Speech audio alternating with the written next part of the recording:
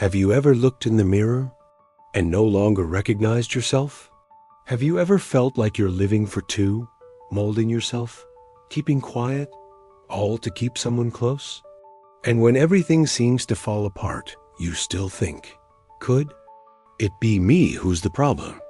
In this video, we'll traverse some delicate and necessary territory together. The emotional, psychological, and sometimes even physical price of sacrificing yourself for love. You will understand why this happens, what is behind this pattern, and what you can do to finally come back to yourself. Because love is not a place to disappear. It is a place of expansion. And if you're cringing, this needs to be said. When love becomes silence, the beginning of annulment, sometimes it all starts subtly, almost invisible. You decline an invitation to meet friends because he doesn't really like that group. Avoid talking about your achievements to avoid creating jealousy. He chooses his words carefully, like someone walking barefoot through a minefield, just to keep the mood light. You give up a course you really wanted to take because the schedule would get in the way of spending time together, and he says to himself, it's just for now. But this for now is getting longer. It becomes a habit. It becomes routine. And the routine turns into silence. A silence that is not peace. It is suppression. A silence that does not bring lightness, but tiredness. You still talk. You still smile. You still live. But you no longer feel present in yourself. Your inner voice begins to whisper less. Until one day, you realize you no longer hear anything coming from inside. Little by little, you give up on yourself to fit into the other person's expectations. It diminishes your desires, your spaces, your colors. You forget what makes you happy, what moves you, what makes you shine. It extinguishes desires, like someone turning off the lights in an empty room. Spontaneity becomes calculation. Freedom becomes concession. Identity becomes memory. And in the midst of this silent, suffocated process, almost invisible to outside eyes, a question echoes deep in the soul, afraid of being answered. If I stop putting myself down, will that person still love me? The fear behind self-effacement. Truth is that behind self-denial, there is fear. A fear that doesn't scream, but paralyzes. Fear of being rejected for who you are. Fear of not being enough. Of not being loved with all your truths exposed. Of being alone. As if the affection of others were the only possible bridge between you and the feeling of belonging. But this fear did not arise now. He is an echo of ancient stories. It's the inner voice you've carried since childhood, telling you that love needs to be earned, that to be accepted, you have to give in, that to be loved, you have to always be available, smiling, understanding, never demanding too much. And that's how you learn to adjust, to mold, to fit in, even when it costs you your very essence. You have become a master of emotional intuition. He learned to read the room, to sense the other person's mood before they even spoke. He learned to offer everything, even when nothing was asked for, in the unconscious hope of ensuring that love would not go away. And in the process, he silenced parts of himself, not out of weakness, but out of emotional survival. And this is the cruelest part. When love mixes with fear, you no longer know what you're trying to protect: the relationship or your own sense of worth. But love that demands its annulment is not love. It is a silent contract of dependence, where your presence depends on your absence. It is attachment, disguised as care. It's a desperate attempt to stay connected, even if it means disconnecting from yourself. Guilt as a tool of emotional imprisonment, and then it comes. Silent, disguised, persistent guilt. Guilt for complaining about something that isn't that serious. Guilt for wanting more than you are getting. Guilt for not being able to feel happy with someone who constantly claims to love you. Guilt sets in like a slow poison. It doesn't arrive with force. It arrives with doubts. Am I the one overreacting? Am I expecting too much? Am I ruining something that could be good? And it is in this internal dialogue that it is strengthened. Guilt convinces you that the problem is within you. That maybe, if you were more patient, more grateful, everything would be fine. It distorts your perception and turns your needs into defects.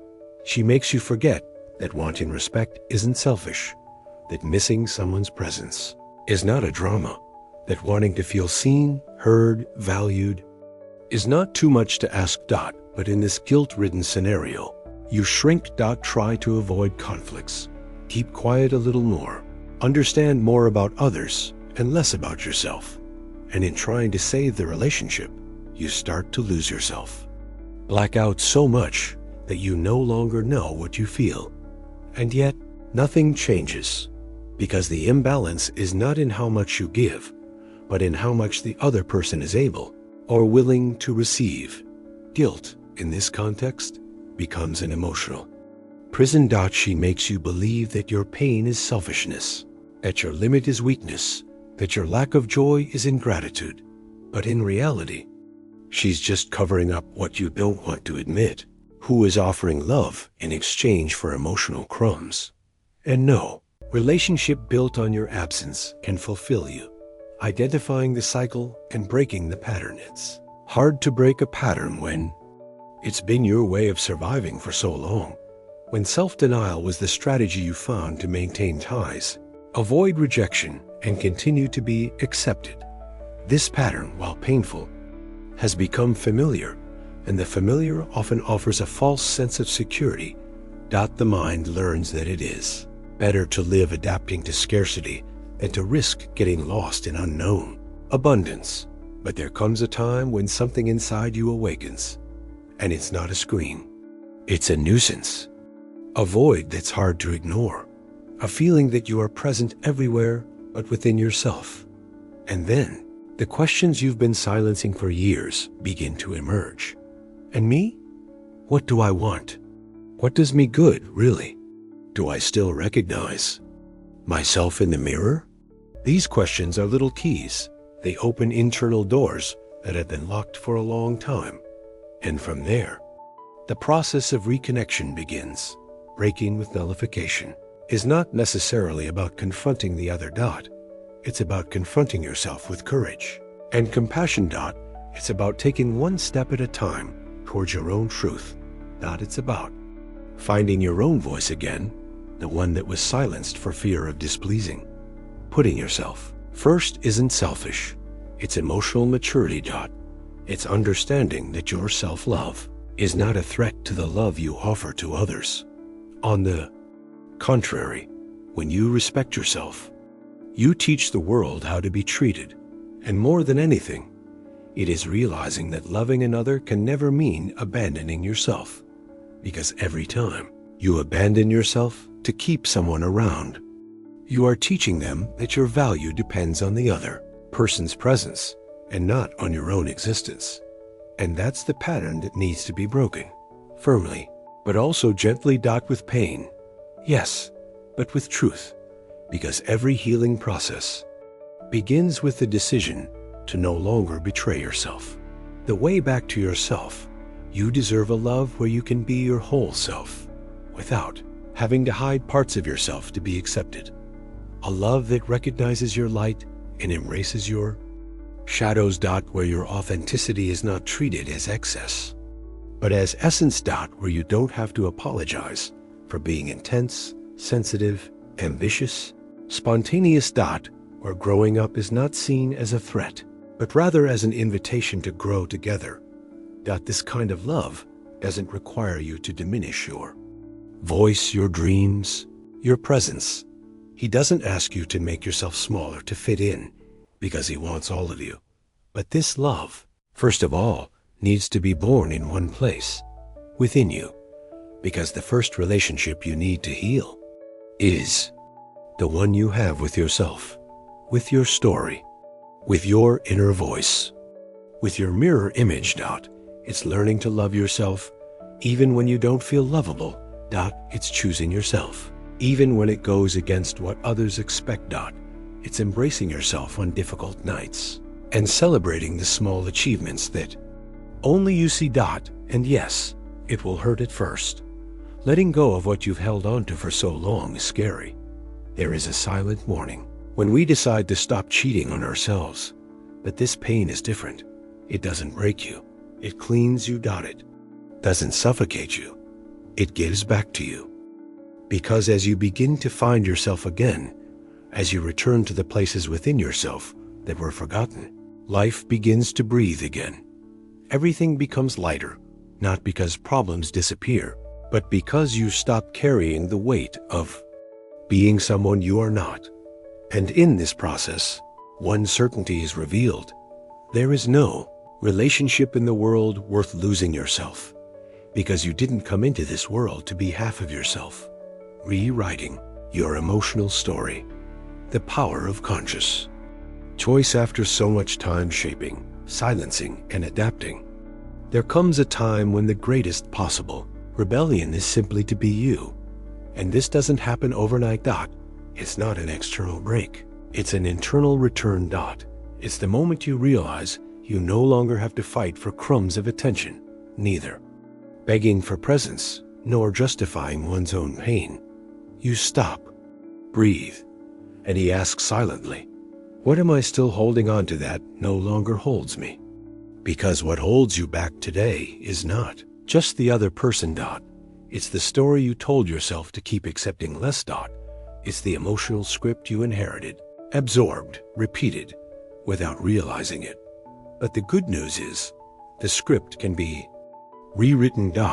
And you don't have to understand it all at once.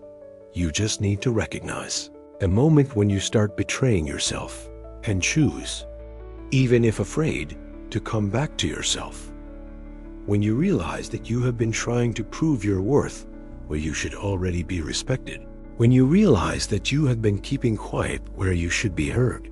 When you realize you're loving someone who doesn't know how or doesn't want to love you back. To begin to understand that it's not about the other person anymore. It's about you, about what you believe you deserve. The life you want to build from here. This is the turning point. Your pain no longer needs to be a destination. It can be a portal inside for your reconstruction, for your emotional freedom, for your emotional autonomy. And freedom here does not mean the absence of love. It means the presence of truth. It means loving without negotiating your dignity, caring without having to erase yourself, share without sacrificing your light, because there is difference between surrendering and abandoning yourself. Between loving and being annulled. Between being together and getting lost inside the other. And you don't have to live in those extremes anymore. You can start building relationships where reciprocity is not an achievement, but a foundation. Where care is mutual. Where affection is free, not conditioned. Where love does not suffocate, inspire. But none of this will be possible as long as you continue to carry within yourself the idea that you need to be less to be loved. This is the breaking point, the invisible line between repeating the pain or writing something new. And for that, you will need courage. Courage not to answer that call that you know will break you again. Courage to say no without feeling guilty. Courage to mourn the loss of those who are still alive but can no longer see you. And above all, courage to choose yourself, even when the whole world has taught you to do otherwise. The pain you feel today may seem too great, but she's showing you something you've spent years trying to hide. She is the invitation, the awakening. The muffled scream that you now decide to listen to. And when you start listening to that pain with presence, without judgment, she begins to transform. It becomes strength. It becomes a compass. It becomes true. And the truth, however hard it may be, sets you free. You can continue on this road, repeating what you already know. Or you can stop, take a deep breath, look inside and ask, what in Me needs me now. This is the real turning point. When you stop looking for love outside and begins to offer yourself everything you expected from the other. Careful, respect, listening, compassion, presence, it. Is this love that saves you? Love for yourself. Not as vanity, but as emotional survival. As a commitment. How do I start over? And starting over here is not about forgetting what happened. It's choosing every day to never abandon yourself again. Rebuilding after the fall, step by step, day by day, when you start to move on from a relationship that was nullifying you, or from a way of loving that was hurting you. A new version of you is not born immediately. What is born first is an empty space. Silence different from the one you felt before. Not the silence of suffocation, but the silence of reconstruction. It's strange. You miss what hurt you. You miss those who didn't see you. It hurts to admit it. But it's real. Because as much as it hurt, that was where his emotional identity was supported. That's where you lived trying to be enough. It was from there that you extracted, even in pain, some form of meaning. But now, all of that is starting to fall apart. And falling apart, sometimes, feels like dying inside. But it is not death. It is uncovering. It's as if you are removing, layer by layer, the dust that covered your essence. And little by little, you see yourself. With strangeness, with affection, with fear, but for the first time in a long time, with truth. You begin to recognize the places where you have diminished yourself, the promises he made against himself, the times when he accepted little and was grateful for it. And for the first time, you feel angry, not the others, but of everything. That allowed. And it's okay to feel that anger. She is sacred. Daddy shows you that you care about yourself again. This is the most powerful turn. When pain stops being paralysis and becomes a compass. From there is no magic formula. The process of coming back to yourself is a field of small decisions. It's when you say no and feel at peace. Even though you're shaking inside. It's when you feel like sending a message. And you choose to stay silent for the love of yourself. It's when you start listening to yourself before asking if the other person will approve.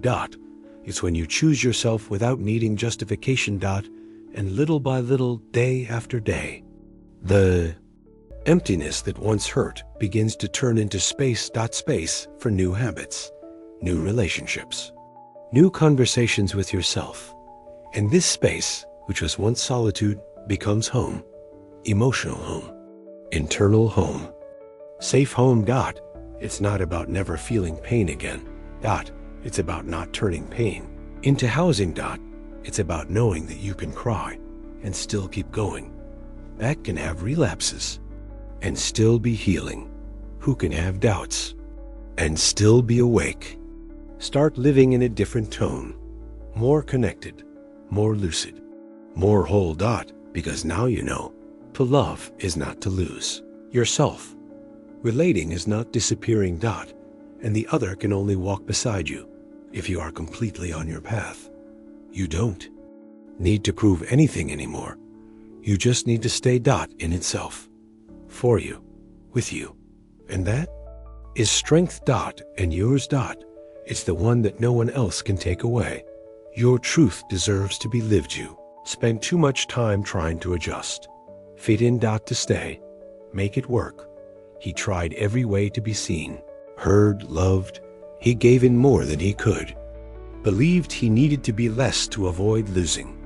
And in the end, you realized that what you were missing was you.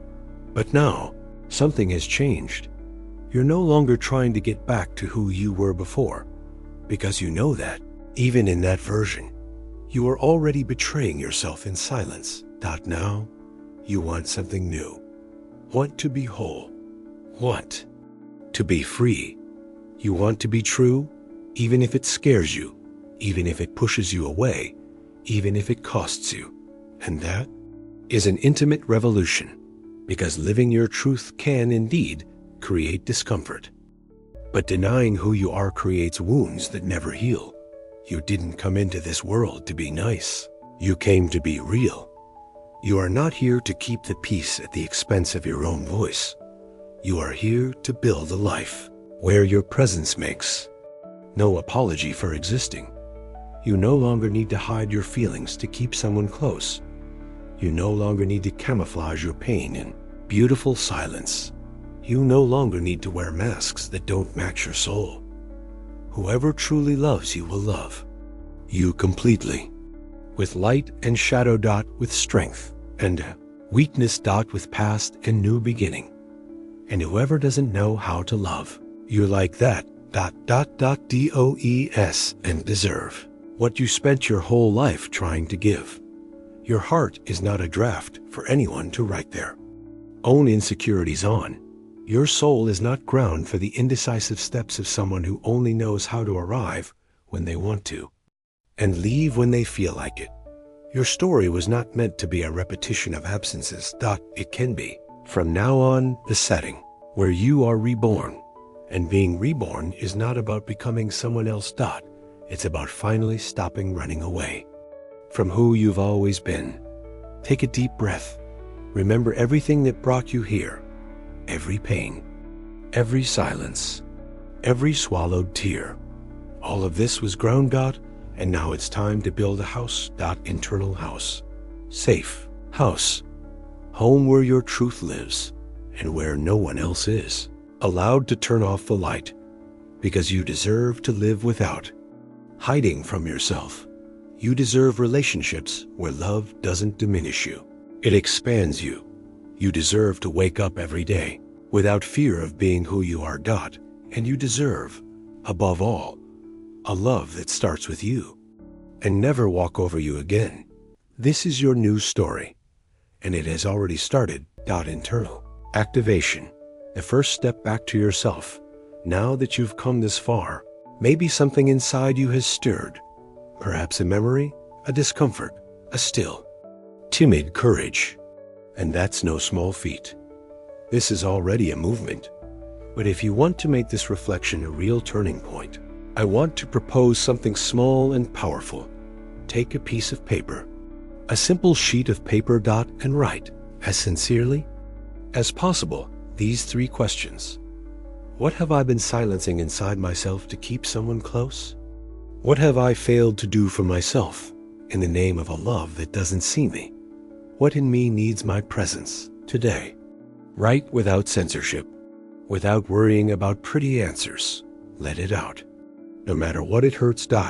Because as long as it's inside you, mixed with guilt and fear, it still imprisons you. But when you bring it to light, what was hurting you begins to lose its power. After that, read it out loud. Listen to your pain. Hear your truth with your own ears.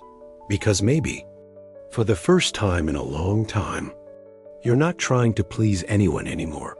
You're just trying to really listen to yourself. This simple practice is the beginning of your liberation. It marks the end of inner silence and the beginning of the listening you've always deserved.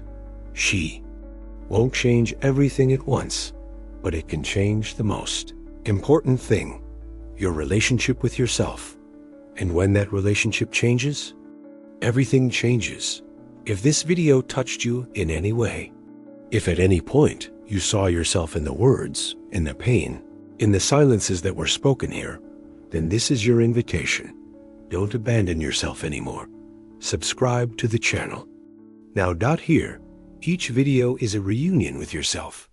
It's a safe space where your pain has a name, has meaning, and can finally be healed. Leave a like if this content resonated with you, because that's how we know we're on the right track. And comment below which part of the video resonated with you the most. I read everything with presence. And now, if you want to continue this process of understanding yourself better, I invite you to watch the next video. Why do we insist on those who hurt us? The invisible origin of repetitive relationships. In this video, we're going to talk about the deeper root of why, even though we know something hurts us, we keep going back. You'll understand the unconscious patterns that cause you to repeat stories, and what you need to do to finally break this cycle. Click and watch now. Your process doesn't end here. He's just getting started.